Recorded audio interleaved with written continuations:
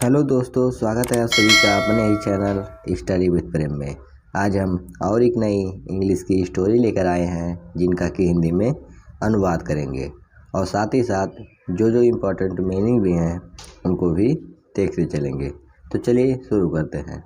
आज की कहानी है गोल्डन एग, यानी कि सुनहरा अंडा या फिर सोने का अंडा। वंस अपॉन अ टाइम, यानी कि एक समय की बात है।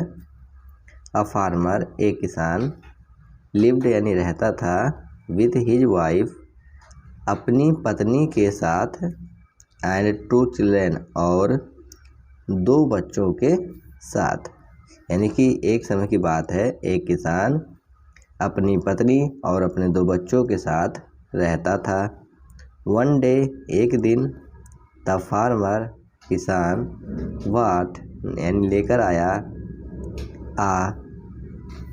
बाट मतलब खरीद कर लाया, ब्यूटीफुल यानी कि एक सुंदर, कूज यानी हंस। एक दिन किसान एक सुंदर हंस खरीद करके लाया।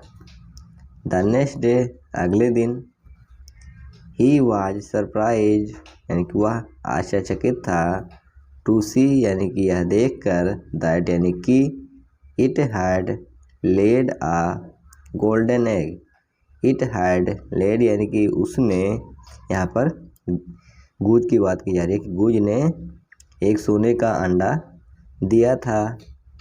ही टूक इट, वह उसे लेकर गया, टू द मार्केट यानी कि बाजार में, एंड सोल्ड इट और इसे बेच दिया। यानी कि उसने उस अंडे को या फिर उसे बाजार लेकर गया और बेच दिया। द नेक्स्ट डे, अगले दिन,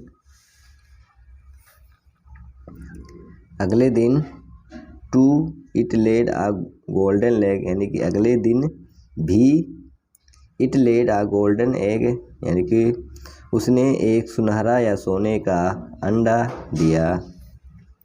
the farmer and his wife यानी कि किसान और उसकी पत्नी, वेयर हैप्पी यानी बहुत खुश थे।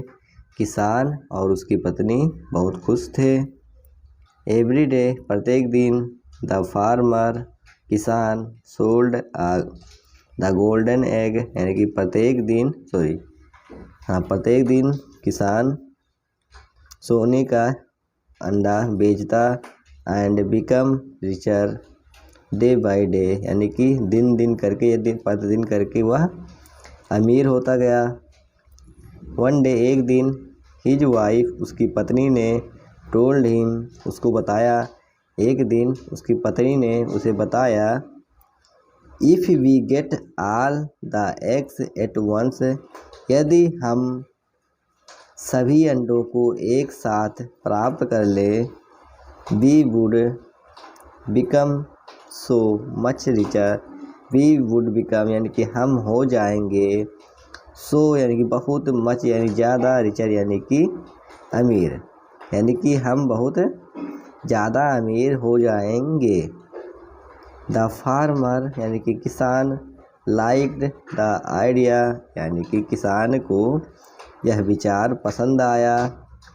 द कपल यानी कि दोनों ने, कट ओपन द गूज यानी कि काट करके हंस को खोला, बट वे आर सरप्राइज्ड लेकिन वे आश्चर्यचकित थे, टू फाइंड नथिंग कि उन्होंने कुछ भी नहीं पाया।